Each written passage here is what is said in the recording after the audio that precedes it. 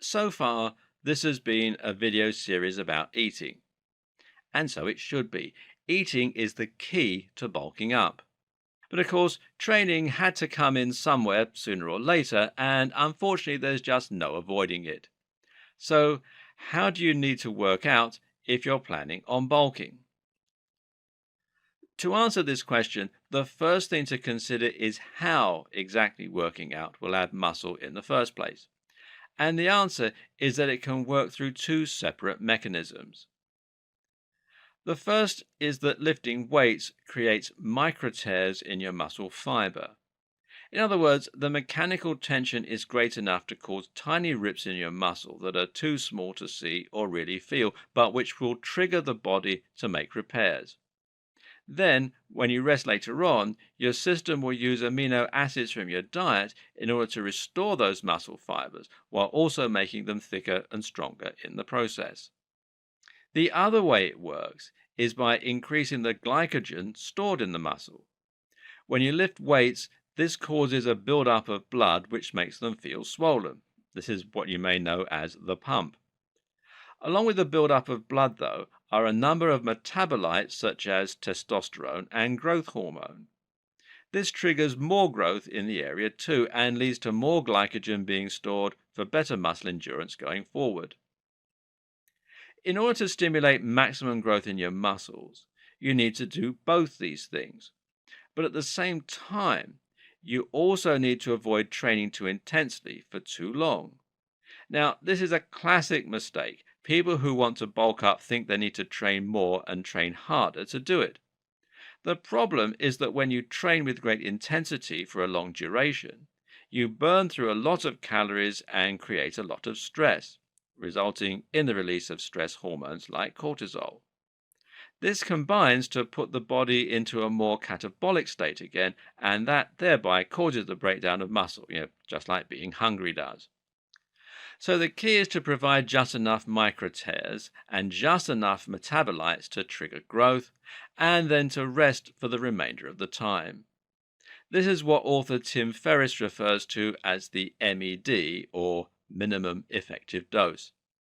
And it's great news for you because it means you don't need to spend hours in the gym every day to get into shape. In fact, you mustn't. So the question is, how do you go about lifting in such a way that you're going to create those necessary triggers for growth? And the answer is that you should use isolation movements and drop sets. Not sure what they are? Well, keep watching. An isolation movement is any movement in the gym that involves lifting weights using only one joint. So, an example of an isolation movement would be a bicep curl because only the elbow moves. On the other hand, the squat is a multi joint exercise, and so we call it a compound exercise. Isolation movements are currently not in vogue with the hipster stroke paleo crowd, but they remain the very best way to create tears and build up metabolites. That's because they let you focus on just one muscle until it's completely exhausted. Conversely, when you reach failure in the squats, it'll likely be the combination of muscles that can no longer lift the weight, with no one muscle group being completely exhausted. Isolation movements also allow you to lift heavier and for longer without risking injury. That said, compound movements have their benefits too. Because they involve more muscles, for example, they increase the amount of metabolites you produce on the whole. For this reason, it doesn't hurt to start a workout with some squats or bench presses before moving on to your isolation work. So, once you're focusing on just one muscle group with a lat pull down, a bicep curl, a dumbbell row, or a pec fly, then you need to make sure that you're creating both tears and the buildup of metabolites. But there's a problem here. Creating micro tears means you need to use a very heavy weight for a lower number of repetitions. You give up when you can't do any more reps, and because the weight is so heavy, this will likely have caused some muscle damage in the process. But to build up metabolites, you need to occlude the muscle. In other words, you need to redirect a lot of blood and nutrients to it where they'll pool and collect. And the best way to do this is with a slightly lighter weight curled for higher repetitions. Try it. The former gives you DOMS, that's delayed onset muscle soreness, the painful muscles you get the next day, while the latter leads to the best pump in the gym.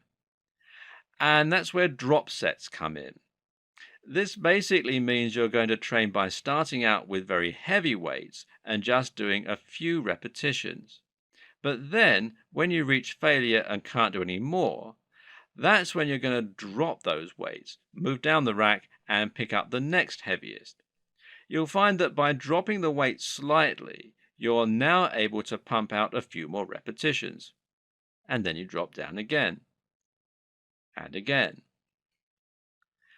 And by the end, you're barely able to lift the lightest weight in the gym and your arms will feel crippled. But this works like magic. That's because you're constantly challenging yourself and pushing through failure, but also because you're managing to lift the heaviest weights possible while still doing a large volume of work. Remember, there's no pause in between the drops.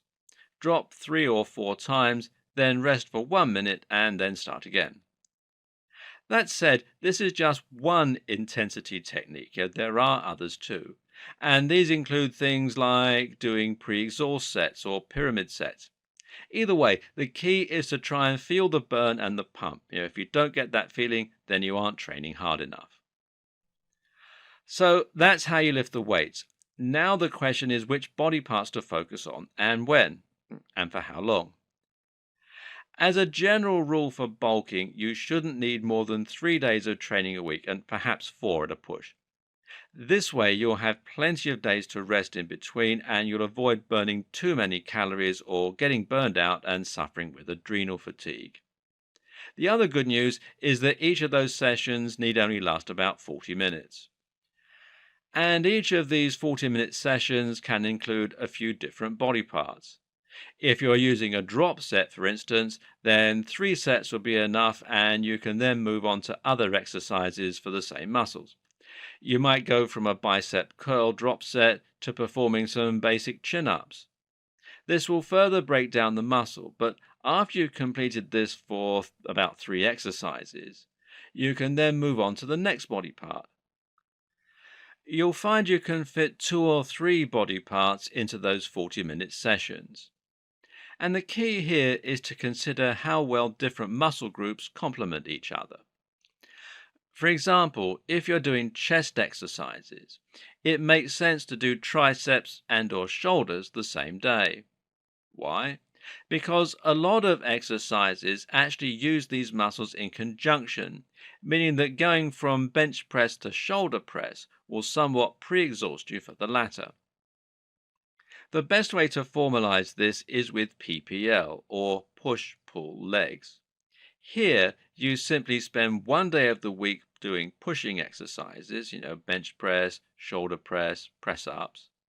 1 day with all the pulling exercises, so that's pull-ups, shrugs, bicep curls, and 1 day with the legs. This is a fantastic split for beginners because it allows you to intensely focus on each muscle group, but not entirely for one session.